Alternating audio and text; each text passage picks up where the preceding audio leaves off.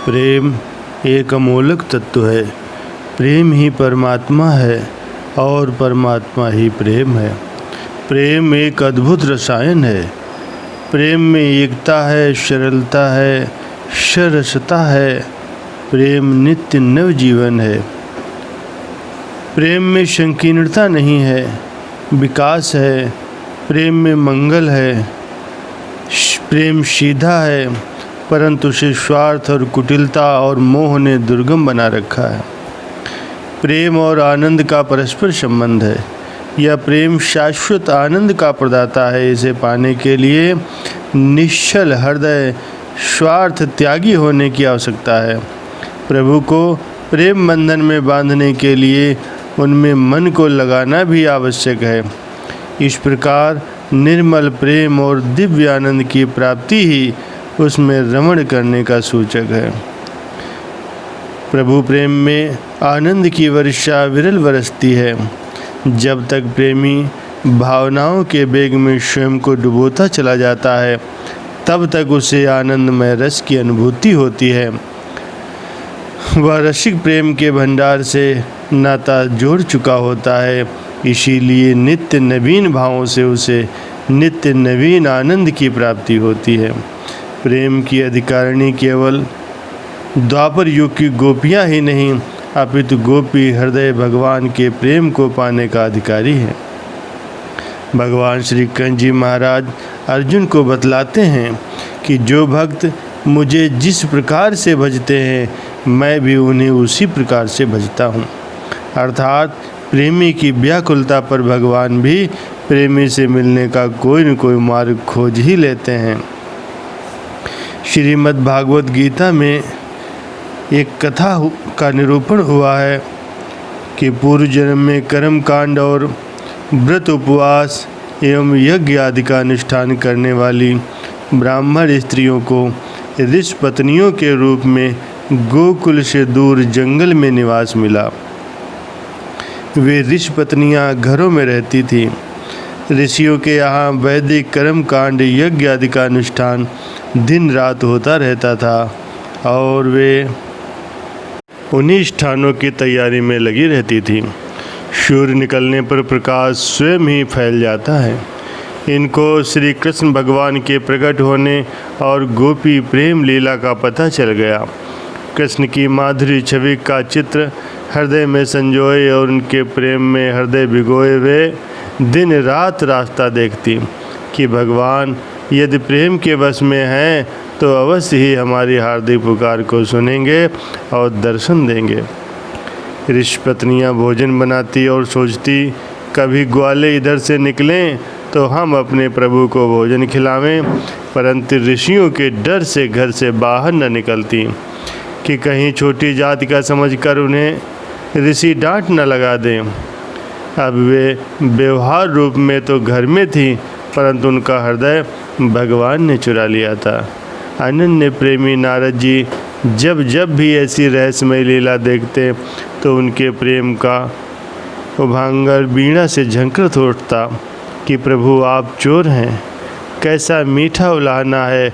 और प्रभु मुस्कुराते हैं, भगवान आप अनेक जन्मों के अर्जित पापों को क्षण भर में चोरी कर लेते हो। करुणा सिंध आप बुद्धि हर लेते हो, मन हर लेते हो। और चित्तचोर क्या कहूँ, आपके चरणों में शत शत प्रणाम है। भगवान श्री कृष्ण जी ने देखा कि ऋषि पत्नियों का प्रेम अब व्याकुलता में बदल चुका है, तो उन्होंने ग्वालों से कहा कि आज कोई भी भोजन साथ न ले, आज छीका बाद में आवेगा।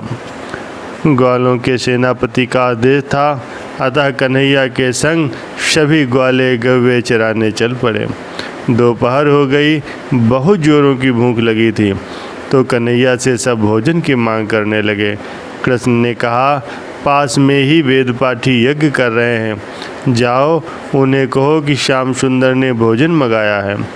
आज्ञा मानकर गोप ऋषियों के पास गए और कन्हैया का संदेश कह सुनाया। अरे रे, ये ग्वाल कहाँ से आ गए? सभी ऋषियों ने ग्वालों को कहा, हम नहीं जानते कि श्याम सुंदर कौन है। और ऐसा कहकर वे ऋषि स्वर्ग के सुखों की अभिलाषा से यज्ञ में प्रवृत्त हो गए। ग्वालों ने आकर कन्हैया को कहा, अजी सेनापति जी, तुम्हें सब कुछ अनायास मिल जाता है, हमें कौन पूछता है, अब तुम ही भोजन का प्रबंध करो। कन्हैया ने कहा, मित्रों निराश मत हो, अब उनकी पत्नियों को जाकर मेरा संदेश दो। बेचारे साहस करके पुनः गए और ब्राह्मणों की स्त्रियों से कृष्ण की आज्ञा दोहरा दी। वाह रे श्याम, इतने बढ़िया पकवान मिष्ठान भोजन थालों में लेकर के वे तुरंत अपनी हृदय की आकांक्षा पूर्ण करने के लिए चल दी। ऋषियों के मना करने पर भी किसी ने उस ओर ध्यान ही नहीं दिया। एक ऋषि ने बलपूर्वक पत्नी को नहीं जाने दिया। उसने शुद्ध सत्य स्वरूप के ध्यान में भगवान का दर्शन पाते हुए तुरंत ही शरीर त्याग दिया। से सब जब श्री दर्शनों के लिए वहाँ पहुँची जहाँ श्याम सुंदर गायें चरा रहे थे, उनकी रूप माधुरी को देखते ही सबके हृदय कमल खिल गए। उन्होंने देखा कि वह ऋषि पत्नी पहले से ही श्री चरणों में पहुंची हुई है, जिसको उस ब्राह्मण ने जाने नहीं दिया था और इस कारण से उसने अपना शरीर त्याग दिया था। भगवान ने कहा, देवियों आप हमारे दर्शन की इच्छा से आई हो, आपका प्रेम ही आज हमें इधर खींच लाया है। उनके दिए हुए भोजन को सखाओं में बांट दिया। भगवान के दर्शन पाकर नयन तृप्त हुए और वाणी से कान और प्रेम मार्ग से हृदय की प्यास बुझ गई। उन्हें अंतर में दिव्य आनंद की अनुभूति हुई। कृष्ण ने कहा, अब आप लोग अपनी कुटिया पर लौट जाओ और उनमें मन लगाकर अविचल प्रेम की अधिकारिणी बनो। उन्होंने विनय की, प्रभु वेद पुराण कहते हैं कि जो एक बार भगवान को प्राप्त कर लेता है उसे फिर संसार में लौटना नहीं पड़ता। अब आप ही हमारे संसार हो और आप ही सर्वस्व हो। पुनः कहा, स्वामी अब हमारे पति हमें स्वीकार नहीं करेंगे, हमें कोई अन्य रास्ता सुझाइए। भगवान ने कहा, तुम्हें घर में सम्मान मिलेगा, संसार में तुम्हारी महिमा गोपिकाओं में गिनी जाएगी। मेरे स्वरूप का ध्यान करते हुए अपने कर्तव्य को पूर्ण करो, अवंत में मेरे धाम को ही पाओगी। वे देवियाँ आज्ञा शिरोधार्य कर घर गईं। आश्चर्य महाआश्चर्य, ऋषि लोग उनके मुख की आभा से इतने प्रभावित हुए कि अपने किए पर पश्चाताप करने लगे।